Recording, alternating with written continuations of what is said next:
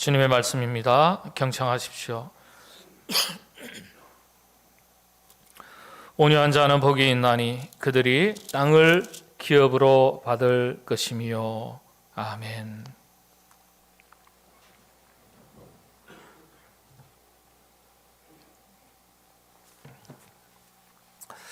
첫 번째, 심령이 가난하다는 것은요, 살아온 세월에 이런저런 쌓여있던 한들, 아픔들, 스트레스들, 억울한 것, 참 속상한 것, 원통한 것, 뭔가 내 마음에 없어야 되는데 이런 것들이 쌓여있는 것들이 있을 수 있거든요.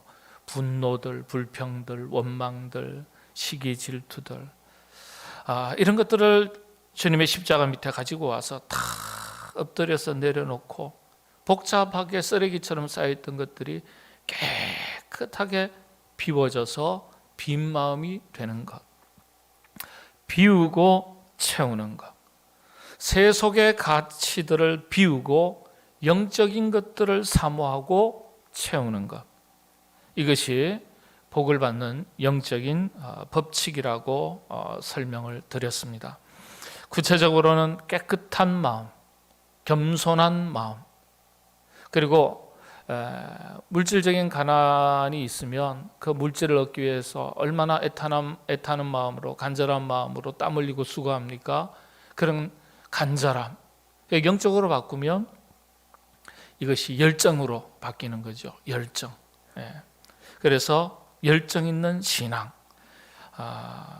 이것을 가리켜 마음이 가난한 자다, 그렇게 설명을 드렸습니다. 특별히 가난할 때 가지는 마음처럼 물질이 아니라 하나님의 임재, 하나님의 은혜, 또 하나님께서 우리에게 주신 자기 사명, 여기에 대한 간절한 열정, 목마름을 가지고 사는 것 자체가 가난한 자의 마음입니다. 그렇게 가난한 자의 마음으로 살 때 하나님께서 천국이 임하는 복, 세상의 복이 아니라 하나님과 함께하는 복, 이 복이 임한다 말씀을 드렸습니다. 하나님의 임재 가운데 누리게 되는 천국, 이 천국의 첫 번째 특징이 샬롬입니다. 평안입니다.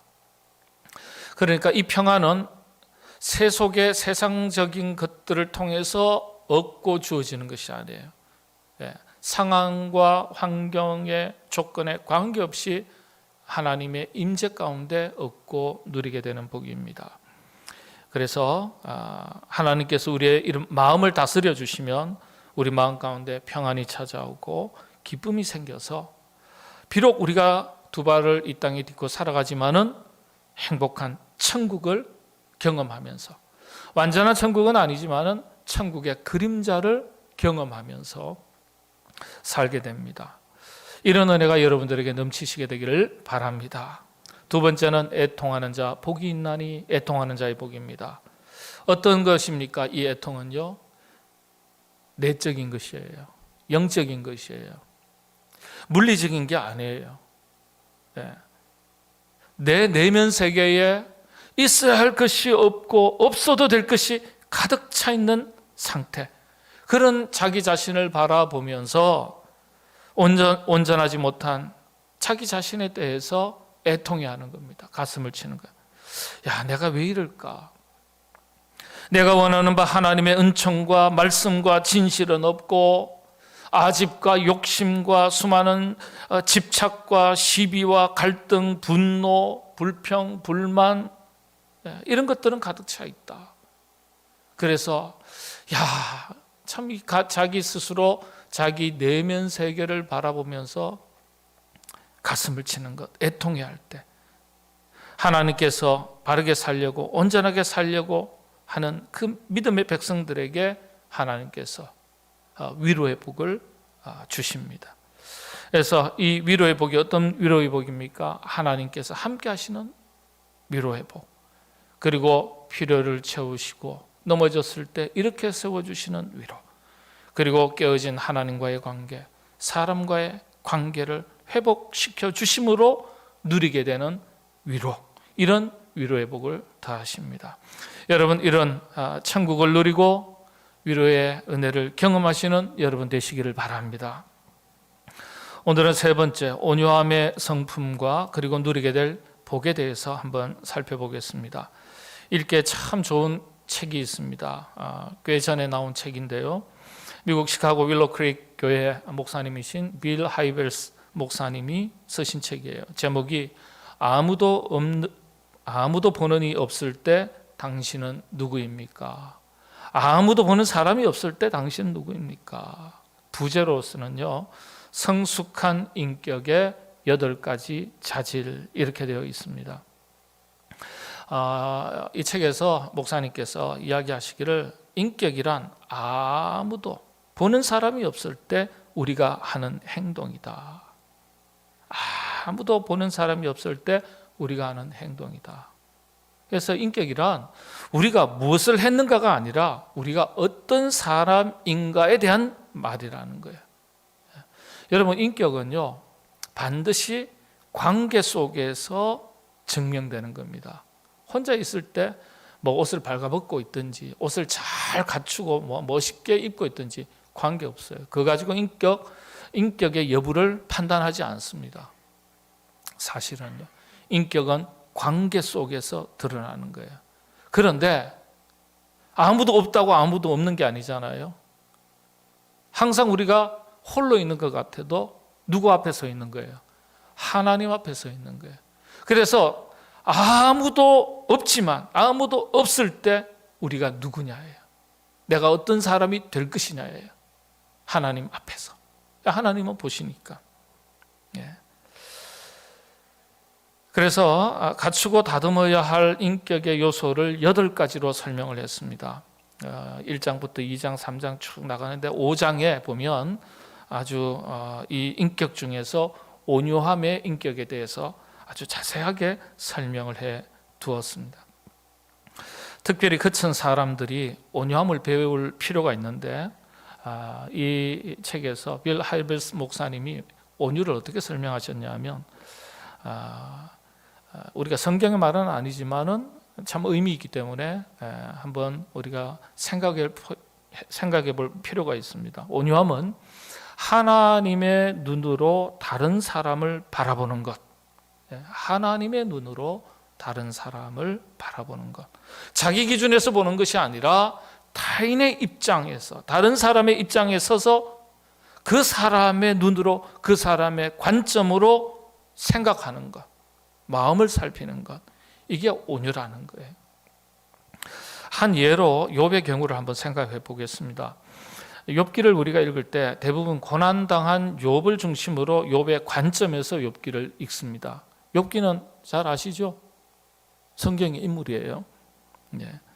그런데 욥의 아내의 관점에서 욥기를 읽으면 또 다른 영적인 교훈을 얻게 됩니다. 욥의 아내의 입장에서 욥의 이야기 살펴보면요, 욥을 가리켜서 성경이 뭐라고 정언하고 있냐면 당대의 의인이다 그랬어요. 당대의 의인이다. 윤리 도덕적으로 그리고 영적으로 흠잡을 것 없는 본이 되고, 하나님 앞에서나 사람 앞에서 우리 흔히 하는 말대로 법 없이도 살 사람이다. 사람 참 좋다. 성품 참 좋다. 참 인격 좋다. 이런 소리 듣는 사람이 바로 욥입니다. 요즘식으로 말하면 세상 사람들에게나 교회에 있어서나 참 봉사 잘하시고 성실하시고 인간관계 잘 맺으시고 헌신된 일꾼이다.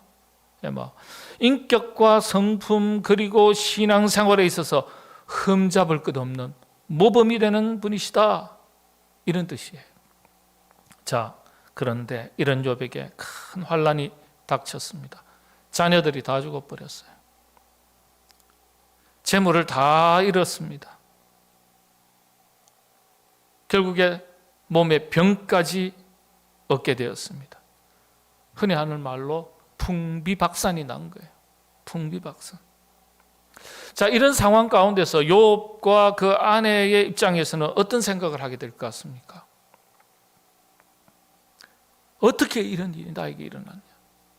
내가 이렇게 수고하고 봉사하고 헌신하고 주일 성수하고 하나님을 위해서 열심으로 살아왔는데 어떻게 하나님 나에게 이런 일을 주시냐고, 이런 일이 생기게 하시냐고, 정말 하나님 살아계시냐고. 게으르고요, 신앙생활 제대로 안 하고 뭐 대충 산 사람은요, 어떻게 내가 그럴 줄 알았다, 하나님께서 한 대 치실 줄 알았다, 하나님한테 한 대 맞은 거지, 그런 소리 듣기 쉬워요. 그런데 이분은 봉사 열심히 하고 뭐 헌신 열심히 하시고 뭐 인간관계 좋고 교회 안에서나 교회 밖에서나 흠잡을 게 별로 없어요. 이렇게 열심히 살았는데, 이렇게 여러분들 가운데서 열심히 사셨는데 큰 시련과 환난과 어떤 어려운 일이 닥쳤습니다. 그럴 때 어떤 마음 드시겠어요? 하나님 서운합니다. 제가 이렇게 헌신했는데, 이렇게 봉사했는데, 열심히 일했는데 하나님 어떻게 저에게.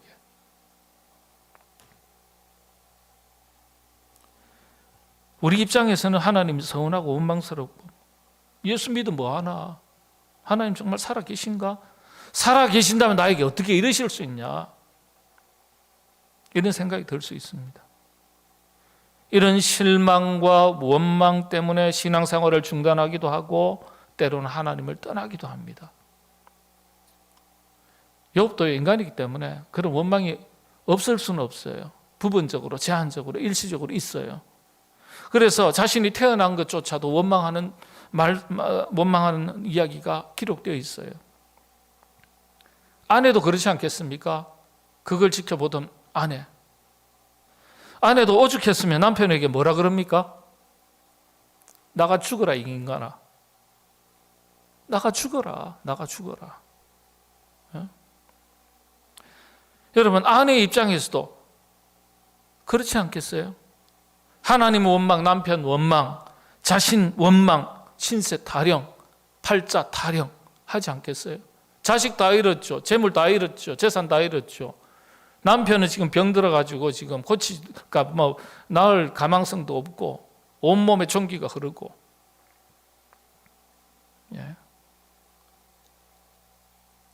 그런데 이런 욥의 아내에게서 발견할 수 있는 두 가지 놀라운 점이 있습니다. 첫 번째는요, 남편을 버리고 떠나지 않았다는 사실이에요. 이쯤 되면 우리 남자 성도님들 아멘 할렐루야 감사합니다, 이 말이 나와야 돼요. 요즘은요, 이 정도 되면 보따리 쌉니다. 요즘 사람들, 젊은 사람들요. 원망하고 부부싸움하고 깨지고. 그런데 남편을 원망을 했지만은 남편을 버리거나 떠나지 않았다는 사실이에요. 멋진 여성이에요. 이런 여성 지금의 아내가 그런 여성인 줄 알고 범사에 감사하시게 되기를 바랍니다. 역시 아멘이 없네요. 저는 아멘 하는데. 두 번째, 그런 모진 세월에 욥은 둘째 치고요, 욥의 아내가 하나님을 버리지도 않고 떠나지도 않았다는 사실이에요. 참 귀한 거예요. 아내가 얼마나 힘들었겠습니까? 어떻게 견뎌냈겠습니까? 여러분, 남편의 입장에서도 참 감사한 일이에요. 여자가, 이 사람이 나를 버리지 않고 떠나지 않고 싫은 소리는 해도 그 싫은 소리가 사실은 정반대 개념이잖아요. 사랑하니까 나가 죽어라. 버리지도 않고 떠나지도 않았으니까 참 감사한 일이죠. 여러분, 잘 붙어 있는 것이 사랑이고 잘 붙어 있는 게 신앙입니다. 여러분, 잘 붙어 있으시기를 바랍니다. 이런 관점을 바꿔서, 이렇게 관점을 바꿔서 성경을 읽으면 참 재미있고 드라마틱한 이야기들이 많습니다. 자신의 입장에서 바라보는 것이 아니라 그 사람의 입장에 서서 바라보는 마음, 자세. 근데 이것이 온유함이라는 거예요. 온유함. 그 속에서 영적인 교훈을 찾는 거예요. 자, 성경의 입장에서 이 온유하다는 말에는 세 가지 뜻이 담겨져 있습니다. 이걸 확실하게 이해하시면 온유한 자가 가지는, 누리게 되는, 얻게 되는 복이 어떤 것인지를 잘 알 수 있습니다. 첫 번째는 하나님 앞에 온유한 것입니다. 하나님 앞에, 하나님에 대해서 온유한 것, 이건 순종을 의미합니다. 두 번째는 자기 자신에 대해서 온유한 것을 말합니다. 이건 자기 자신의 감정을 잘 조절하고 절제하고 통제하는 것을 말합니다. 세 번째는 이웃에 대해서 온유한 것, 이건 타인에 대한 존중과 배려를 말합니다.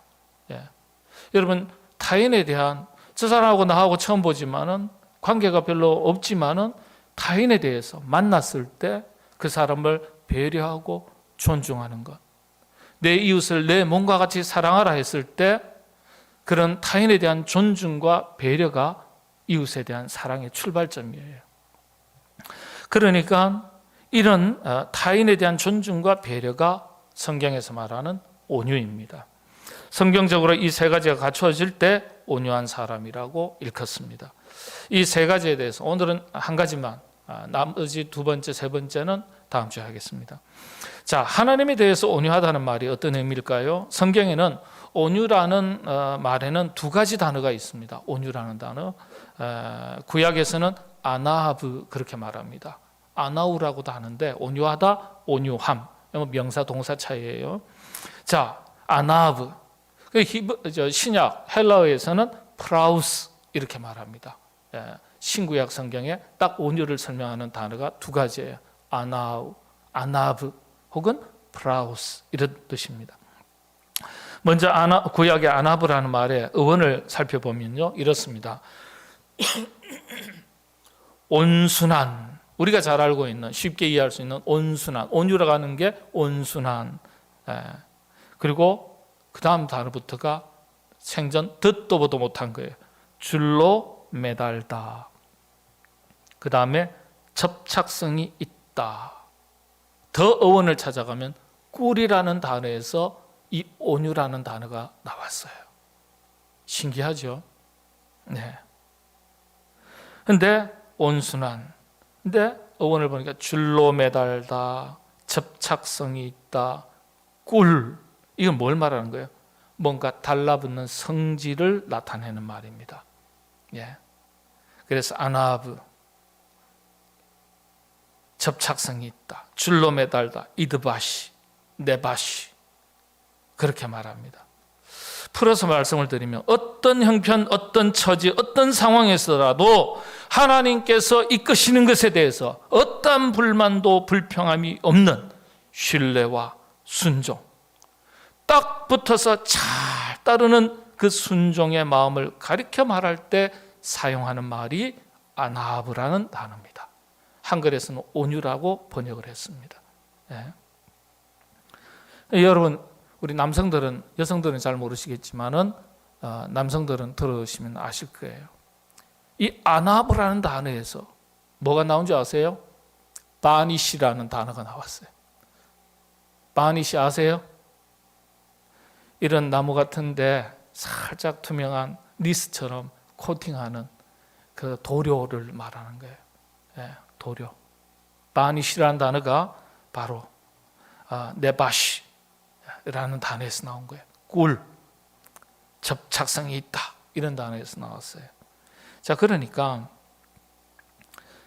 어떠한 상황이나 환경, 처지 속에서도 내 뜻대로 안 되는 그런 상황, 환경, 처지가 있지 않겠습니까? 그래도 불만도 가지지 않고 불평도 없고 하나님의 인도하심에 절대적인 신뢰를 보내고 순종하면서, 어떻게 순종합니까? 딱 붙어서 잘 따르는 마음을 가리켜 말할 때 바로 아나브, 온유라고 설명하고 있습니다.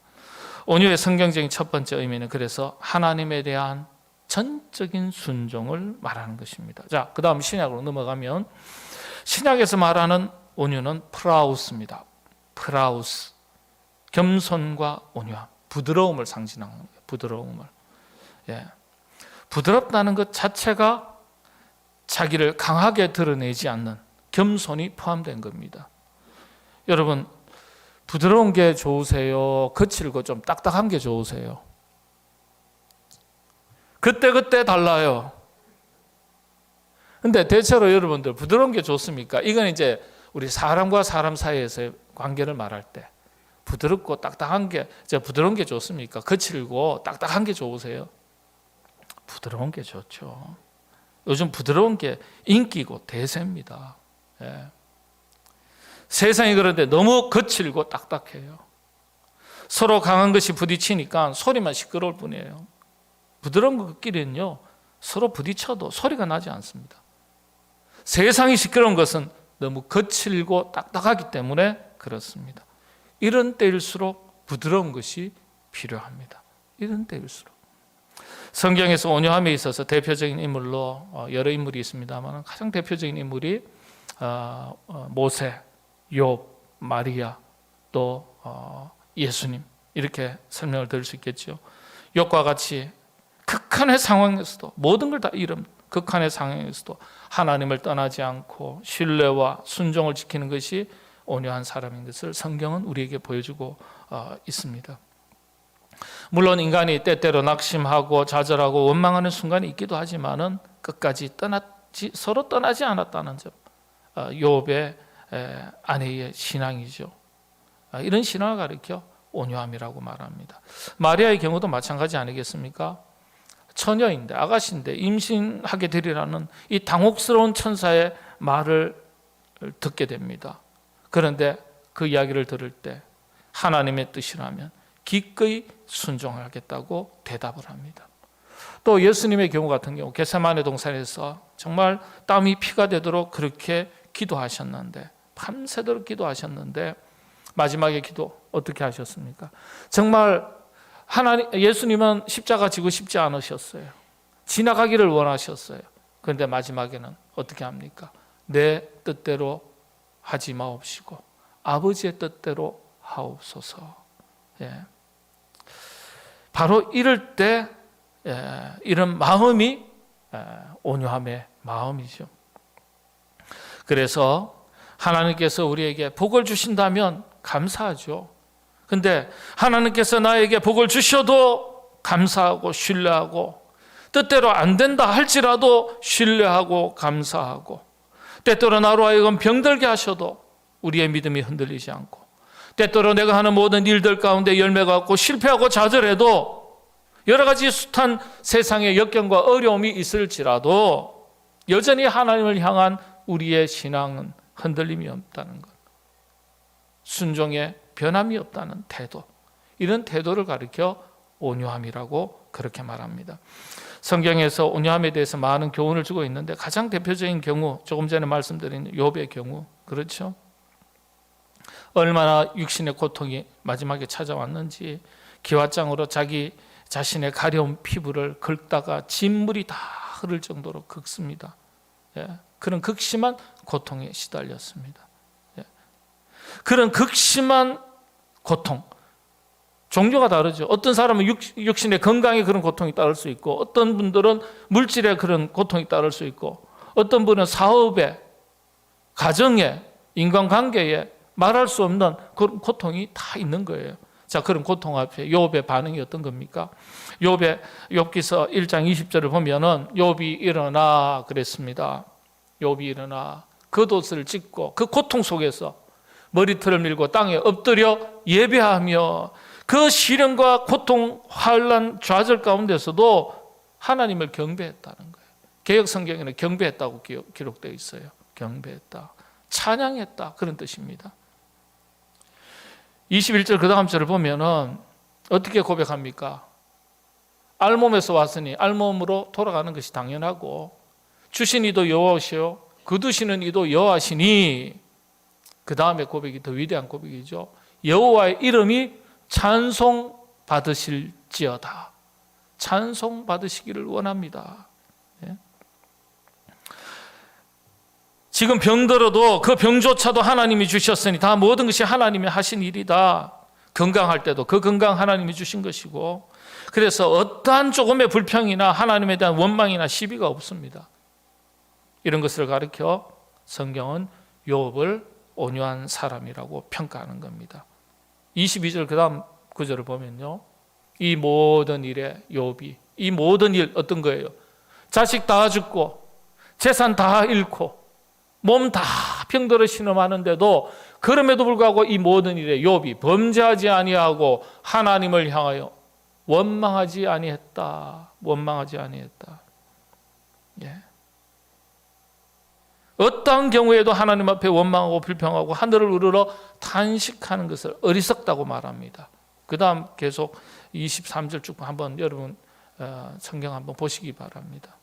하나님 앞에 원망하고 불평하고 불만하는 것 자체가 어리석은 일이다. 이렇게 얘기합니다. 또 신약 성경에 보면 참 온유했던 여성, 조금 전에 말씀드린 마리아의 경우죠. 황당한 당황스러운 얘기인데 그 반응을 어떻게 반응합니까? 누가복음서 1장 38절 마리아가 가로되 주의 여종이 오니 말씀대로 내게 이루어지이다. 예? 제 생각에는 이해가 잘 되지 않지만, 제 생각에는 참 당황스럽지만 부담스럽지만은 저는 여호와의 여종입니다. 저를 통해서, 제 삶을 통해서 하나님 아버지의 뜻이 이루어지기를 바랍니다. 예? 자기의 처지나 마음이나 환경에 상관없이 이해 득실을 떠나서 전적으로 하나님 앞에 순종하고 엎드리는 것. 성경이 우리에게 가르쳐주는 바 온유함입니다. 마리아가 이런 온유함의 극치를 보여주는 거예요. 일어날 수 없는 일이 일어나는 거예요. 여러분, 결혼하는 아가씨가 지금 임신한대요. 일어날 수 없는 일이잖아요.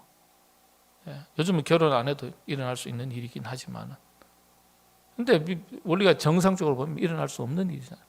근데 그런 경우만이 아니잖아요. 도저히 내 삶에 일어나지 않을 것 같은 일들이 터집니다. 생깁니다. 그럼에도 불구하고 그 속에 하나님의 뜻이 있겠지. 하나님의 뜻을 구하는 그 마음, 그 신앙의 상태, 그게 온유함이라는 거예요. 예수님도 얼마나 참 깊이 고민하셨는지, 기도하시는지 마태복음 26장 38절에 보면 이에 말씀하시되 내가 고민하여 죽게 되었다 그랬어요. 고통이에요, 고통. 그럼에도 불구하고 어떻게 기도하십니까? 39절에 나의 원대로 마옵시고 아버지의 원대로 하옵소서. 예. 우리가 요즘식으로 우리 자신에게 적용하면, 하나님, 제가 원하는 바 우리 자식이 잘 되기를 원합니다. 아무런 어려움 없기를 합니다. 공부 잘하고 좋은 직장 다니기를 원합니다. 좋은 사람 만나기를 원합니다. 또 제가 열심히 사업을 하는데 하나님, 실패하는 것 없이 잘 되게 주옵소서. 직장 생활하는데 잘 다니다가 별탈 없이 정년 퇴임하게 하시고 노후를 편안하게 지나가게 하옵소서. 작은 사업 하나 하더라도 하나님 도와주셔서 잘 되게 해 주옵소서. 우리 그렇게 기도합니다. 그 기도 당연한 거예요. 그러나 그 기도를 넘어설 수 있어야 되는 거예요. 내 뜻대로 하지 마옵시고 아버지의 뜻대로 이 일이 이루어지기를 원합니다. 아버지의 뜻을 신뢰하고 아버지의 뜻에 순종하고 따르겠습니다. 이 고백이 온유함이라는 거예요. 온유함. 말씀을 마칩니다. 우리는 하나님을 섬기면서도 대단히 온유하지 못할 때가 많습니다. 우리에게 주시는 축복이 하나님의 뜻이 기준이 아니라 우리가 원하는 것이 기준이 될 때가 참 많습니다. 하나님, 이 복은 절대로 주셔야 합니다. 이 병은 반드시 고쳐주셔야 됩니다. 사업 반드시 잘 되게 해 주시옵소서. 잘 될 줄로 믿습니다. 물론 그렇게 기도하셔야 돼요. 하나님, 자녀가 잘 되게 해 주십시오. 물론 이 복 주셔야 합니다. 그런데 하나님의 뜻을 먼저 구해야 되지, 내 뜻을 먼저 구한다는 것 자체가 벌써 온유하지 못한 거예요. 욥처럼, 마리아처럼, 예수님처럼 여러분 그렇게 하나님의 뜻을 먼저 구하고 아버지의 뜻에 늘 순종하는 그와 같은 온유함의 성품과 신앙을 가지고 살아가시는 여러분 다 되시기를 바랍니다. 자, 온유하면 무슨 복을 받게 되죠? 땅을 기업으로 받을 것이며, 아주 중요합니다. 여러분 주무시지 마시고 다 정신 차리시고 한번 잘 기억하시기 바랍니다. 땅은 하나님의 나라와 내가 살아가는 삶의 터전 두 가지를 다 포함합니다. 자, 그런데 한글 성경에서는 기업을 받을 것이며 했습니다. 헬라어 단어로는 클레로노메오 그럽니다. 클레로노메오 두 단어가 합해졌어요. 이게 무슨 뜻이냐면 한글에서는 기업이지만 정확한 단어로, 정확한 번역은 상속자가 되다 이런 뜻입니다. 상속자가 되다. 클레로스 이건 유산을 말하는 거예요. 노모스 어디서 많이 듣지 않았어요? 로고스는 말씀이고 복음이죠. 노모스는 율법을 말합니다. 그러니까 히브리식 발음, 헬라식 발음 같아요. 조금 다르지만 노모스 헬라 발음으로 노모스 그러는데 이 노모스는 율법을 말하는데 동시에 복음을 말합니다. 그러니까 상속이라는 단어와 유산이라는 단어와 뭐죠? 복음이라는 단어가 합해져서 기업이라는 단어가 된 거예요. 그러니까 상속자가 되다 이런 뜻이에요. 어떤 상속자예요? 복음, 말씀의 상속자를 말합니다. 자, 이제 하나님께서 주시는 온유한 자가 얻게 되는 복이 어떤 복입니까? 믿음의 유산을 잘 물려받고 그 믿음의 유산을 다음 세대에 잘 흘려보내고 전달해서 이어줘서 믿음의 큰 가문을 이루게 되는 그 복을 얻게 될 것이다 이런 뜻입니다. 이 복이 운영하는 비즈니스, 기업이 잘 되는 복도 물론이겠지만 땅을 기업으로 차지할 것이다. 여러분, 복 중에 최고의 복은 믿음의 복 아니겠습니까? 믿음의 큰 가문을 이루는 것이 복 중에 귀한 복 아니겠어요? 그 복을 얻게 될 것이다. 예. 여러분, 이런 복을 다 얻고 누리시는 온유함의 성품과 믿음을 가지시고 이 복을 다 얻는 그런 여러분들 다 되시기를 바랍니다. 기도하겠습니다. 온유한 자 복이 있나니 저희가 땅을 기업으로 받을 것이며 주님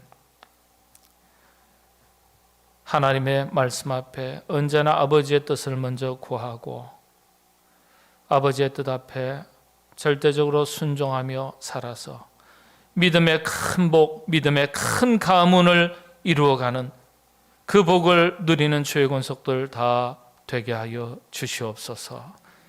예수님의 이름으로 기도하옵나이다. 아멘.